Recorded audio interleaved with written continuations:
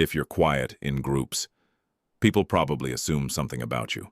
That you're shy, that you're insecure, that you don't know what to say, or worse, that you don't matter. But that's rarely the truth. You may not notice this, but while everyone else is trying to be seen, trying to be heard, trying to impress, you're doing something very different.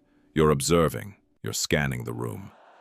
Not just the words, the tone, the pauses, the subtle shifts in energy, the glance someone gives when they feel threatened, the fake laugh, the forced confidence. Most people miss those details. You don't, and there's a reason for that. The brain cannot deeply observe and constantly perform at the same time. It has to choose. Most people choose performance. You chose awareness. Quiet doesn't always mean anxious. Sometimes it means selective.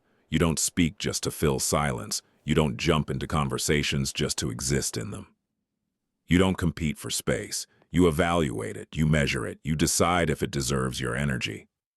And that level of control doesn't come from weakness. It comes from experience. At some point in your life, you probably learned something important. Not everyone deserves access to you. Not everyone deserves your thoughts. Not everyone deserves your full personality. So now, you move differently. You don't react immediately. You don't reveal everything. You don't show all your cards at once. You watch patterns. Who interrupts? Who changes behavior depending on status? Who talks about others when they leave the room? Who needs attention to feel important?